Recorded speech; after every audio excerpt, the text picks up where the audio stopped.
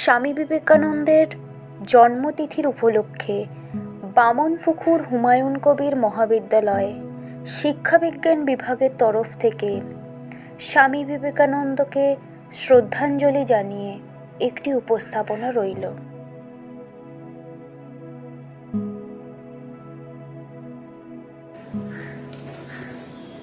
ভারত মহাদেশের আত্মার প্রতিভু স্বামী বিবেকানন্দ 1863 খ্রিস্টাব্দে কলকাতার এক মধ্যবিত্ত পরিবারে জন্ম। পিতা বিশ্বনাথ দত্তের তত্ত্বাবধানে ইংরেজি শিক্ষা, মাতার কাছ থেকে হিন্দু পুরাণ শাস্ত্রে জ্ঞান লাভ। বিবেকানন্দের আসল নাম ছিল নরেন্দ্রনাথ। তিনি ছিলেন নরমূর্তি। ভারতের তথা এশিয়ার সর্বশ্রেষ্ঠ আধ্যাত্মিক দূত নরেন্দ্রনাথ 1881 খ্রিস্টাব্দে শ্রী রামকৃষ্ণের সঙ্গে মিলিত হন। ঈশ্বর প্রসঙ্গে শ্রী রামকৃষ্ণের সহজ সরল ব্যাখ্যায় তিনি মুগ্ধ হয়ে তার শিষ্যত্ব গ্রহণ করেন। তারপর বিশ্বাস অবিশ্বাস যুক্তিতর্কের মধ্য দিয়ে নরেন্দ্রনাথ উত্তরিত হন স্বামী বিবেকানন্দে। বিবেকানন্দ শুধু ধর্মগুরুই ছিলেন না, তার শিক্ষা সংক্রান্ত মতবাদ ভারতীয় শিক্ষাকে সমৃদ্ধ করেছে। তার কাছে শিক্ষার তাৎপর্য মানুষ গড়া। বিবেকানন্দ ঘোষণা করেন, man making is my mission. তার জীবন দর্শন, শিক্ষার লক্ষ্য, শিক্ষা পদ্ধতি সমস্ত চিন্তাই বেদান্ত দর্শন থেকে উৎসারিত।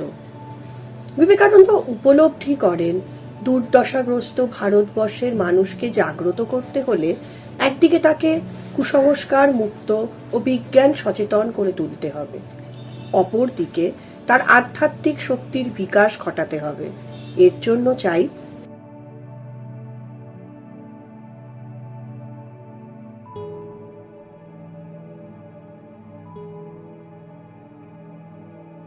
বিবেকানন্দ ছিলেন একজন হিন্দু সন্ন্যাসী, দার্শনিক, লেখক এবং সঙ্গীতজ্ঞ।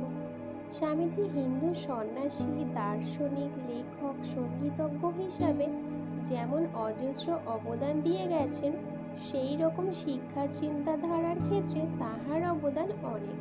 দার্শনিক তত্ত্বের দিক থেকে স্বামী বিবেকানন্দ হলেন ভাববাদী দার্শনিক, কিন্তু তার শিক্ষা চিন্তায় প্রয়োগবাদের প্রতিফলন দেখা গিয়েছে। তার মতে উপযুক্ত শিক্ষা দ্বারা পরম ব্রহ্মকে উপলব্ধি করা সম্ভব। তিনি ধর্ম ও আধ্যাত্মিকভাবে গুরুত্ব দিলেও শিক্ষাক্ষেত্রে পাশ্চাত্য বিজ্ঞানকে স্বাগত জানিয়েছিলেন এবং পাশ্চাত্য বিজ্ঞানের সকল ভারতীয় বেদান্ত দর্শনের সংমিশ্রণ ঘটাতে চেয়েছিলেন।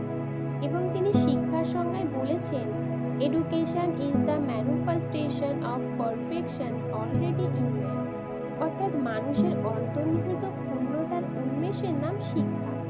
স্বামীজির মতে চরিত্র গঠনের মাধ্যমে মানুষ তৈরি করাই হলো প্রকৃত শিক্ষার উদ্দেশ্য।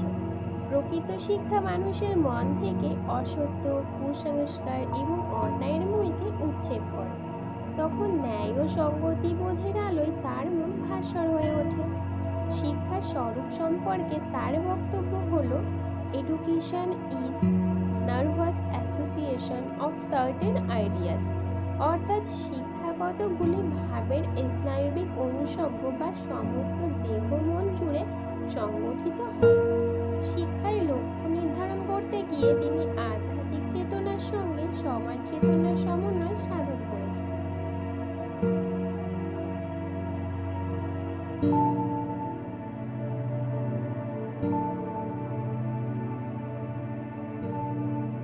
বিবেকানন্দ শিক্ষার দিক থেকে শারীরিক শিক্ষার ওপর জোর দিতে বলেছেন।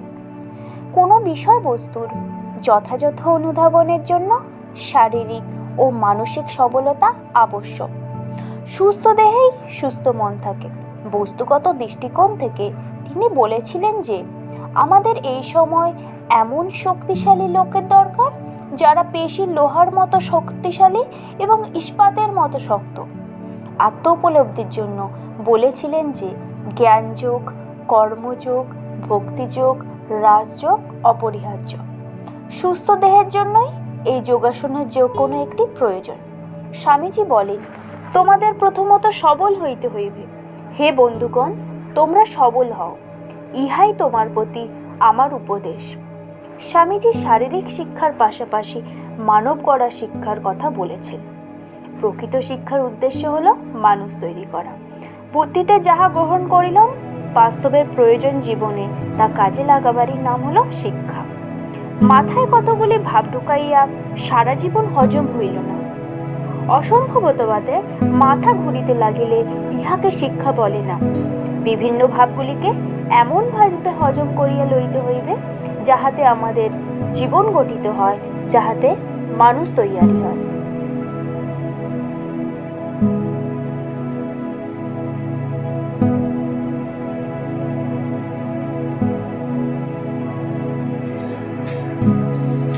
স্বামী বিবেকানন্দ বেদান্ত দর্শন এবং যোগের আধুনিক প্রবক্তা ছিলেন। তার বেদান্ত ও যোগের দর্শন আধুনিক আধ্যাত্মিক সমাজের আধ্যাত্মিক চেতনা এবং সচেতনতার উপর ব্যাপক প্রভাব ফেলে যায়। জীবনের সমস্যা সম্পর্কে তার উপলব্ধি তাকে শিক্ষার মাধ্যমে সামাজিক জাগরণকে লক্ষ্যে পরিণত করতে পরিচালিত করেছিল। তিনি বিশ্বাস করতেন যে শিক্ষার সর্বোচ্চ লক্ষ্য হলো ঈশ্বরের উপলব্ধি। রামায়ণ, মহাভারত, ভগবদ গীতা, বেদ, উপনিষদের মতো ধর্মীয় সাহিত্য ছিল তার আধ্যাত্মিক অভিজ্ঞতার প্রাথমিক উৎস। তিনি আধ্যাত্মিক শিক্ষাকে মানুষের মধ্যে অন্তর্নিহিত পরিপূর্ণতার প্রকাশ হিসেবে দেখেছিলেন। তিনি শিক্ষাকে এমন প্রশিক্ষণ বলে অভিহিত করেন যার মাধ্যমে বর্তমানও ইচ্ছার প্রকাশ নিয়ন্ত্রণে আনা হয় এবং ফলপ্রসূ করা হয়। তিনি বলেছিলেন যে জ্ঞান এমন একটি জিনিস যা মানুষের অন্তর্নিহিত এবং তারা যা জানে তা। বীর সন্ন্যাসী বিবেকানন্দের আদর্শ ও চিন্তাধারা ভারতবর্ষের জীবনকে কেন্দ্র করেই আবর্তিত হয়েছে, যার প্রাসঙ্গিকতা আজও যথেষ্ট।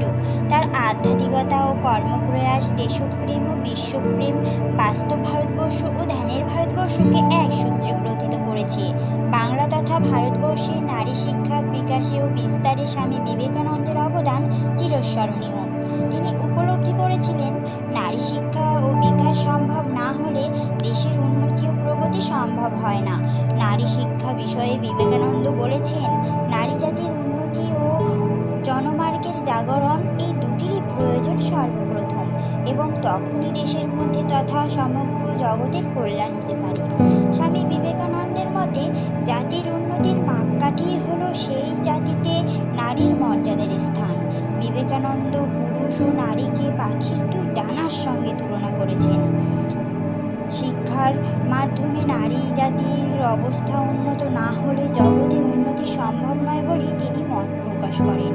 তাই তো সত্যেন্দ্রনাথ যথার্থভাবেই তুলে ধরেছেন, বীর সন্ন্যাসী বিবেকের বাণী ছুটিছে বিশ্বময়, বাঙালির ছেলে ব্যাঘ্রে বিষবে ঘটাবে সমন্বয়। স্বামী বিবেকানন্দ বিশ্বাস করতেন যে ভারতীয় নারীর আধ্যাত্মিক চেতনায় উদ্বুদ্ধ হবে, তাই ধর্মকে কেন্দ্র করে স্ত্রী শিক্ষার বিস্তার করতে হবে। যেমন ধর্মশিক্ষা, চরিত্র গঠন প্রভৃতি দিকে জোর দিতে হবে। তাদের নিয়মিত আধ্যাত্মিক জ্ঞানের অনুশীলন করতে হবে এবং এই শিক্ষাগুলির পাশাপাশি শাস্ত্র, সঙ্গীত, সংস্কৃত, ব্যাকরণ ইত্যাদি শিক্ষা গ্রহণ করতে হবে। তিনি আধ্যাত্মিক শিক্ষার পাশাপাশি নারীদের দৈনন্দিন কাজে লাগবে এমন ব্যবহারিক শিক্ষার কথা শিক্ষা দর্শনে আলোচনা।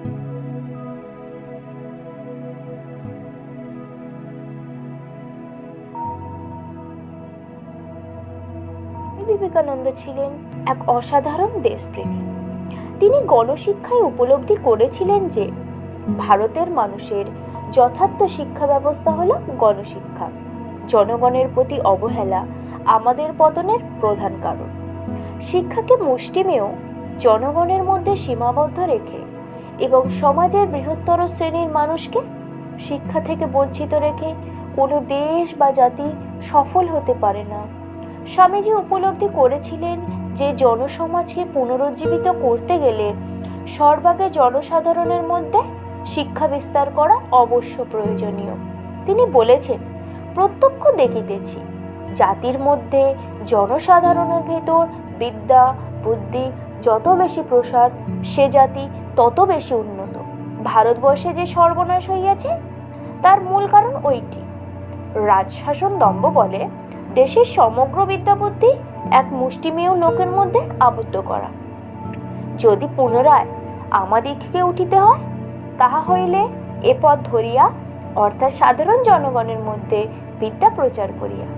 সমস্ত দুটির মূলে ওইখানে যে সত্যিকার জাতির যাহারা কুটিরে বাস করে, তাহারা তাহাদের ব্যক্তিত্ব মনুষ্যত্ব ভুলিয়া গিয়াছে।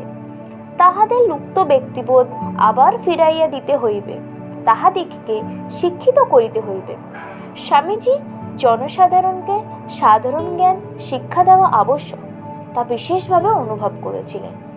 জনসাধারণের সুবিধা সময় তাদের নিকটে গিয়া মুখের কথায়, গল্প ছলে, জ্যোতিষশাস্ত্রে, ভূগোল প্রভৃতি তাদের বুদ্ধির উপযোগী করে সহজ সরল ভাষায় শেখাতে বলেন। স্বামীজির একটি উপদেশ, জনসাধারণকে প্রচলিত ভাষায় শিক্ষা দাও। স্বামীজি আরও বলেন, এসব শেখাবার জন্য ছোটোখাটো আধুনিক যন্ত্রপাতি, সাজ সরঞ্জাম ব্যবহার করতে হবে। গ্রামে গ্রামে গরিবদের জন্য অবৈতনিক বিদ্যালয় স্থাপন করিলেন। স্বামীজি উপলব্ধি করেন, তথাপি তাহাতে কোনো উপকার হইবে না, কারণ ভারতবর্ষে এত অধিক যে দারিদ্র বালকেরা বিদ্যালয়ে না গিয়া বরং মাঠে গিয়া পিতাকে তাহার কৃষিকার্যে সহায়তা করিবে। সুতরাং যেমন পর্বত মোহাম্মদের নিকটে না যাওয়াতে মোহাম্মদ পর্বতের নিকটে গিয়াছিলেন, সেইরূপ দারিদ্র বালক যদি বিদ্যালয়ে না আসিতে পারে, তবে তাহাদের নিকটে শিক্ষা পৌঁছে দিতে হইবে।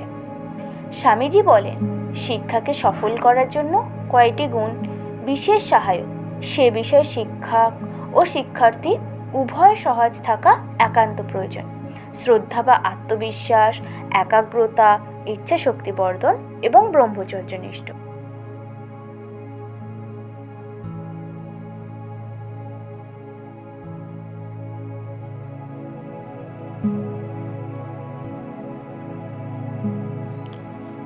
সমস্ত শিক্ষার মতো স্বামী বিবেকানন্দ কারিগরি শিক্ষার উপর জোর দিয়েছিলেন। স্বামী বিবেকানন্দ তার বাড়ির উঠোনে ভারতের দরিদ্র মানুষকে দেখেছিলেন। যখন তারা খাদ্য, বস্ত্র এবং আশ্রয়ের জন্য ভিক্ষা করছিল, তখন তিনি পশ্চিমা দেশগুলির মানুষের সমৃদ্ধও দেখেছিলেন এবং এই সিদ্ধান্তে পৌঁছেছিলেন যে সেই দেশগুলি বিজ্ঞান ও প্রযুক্তির বিকাশ এবং ব্যবহারের মাধ্যমে অর্জন করেছে। তাই তিনি ঘোষণা করেছিলেন যে আধ্যাত্মিক তত্ত্ব আমাদের জীবন চালাতে পারে না, আমাদের প্রতিটি ক্ষেত্রে এগিয়ে আসা উচিত। এর জন্য তিনি কারিগরি শিক্ষার উপর জোর দেন। কারিগরি শিক্ষা সম্পর্কে স্বামীজির বক্তব্য হলো এই, শিক্ষার বিকাশ ঘটলে ছাত্ররা কেবল চাকরির খোঁজে ছুটে বেড়াবে না, বরং নিজেরাই নানা ধরনের হস্তশিল্প উৎপাদন করে অর্থ উপার্জন করতে সক্ষম হবে।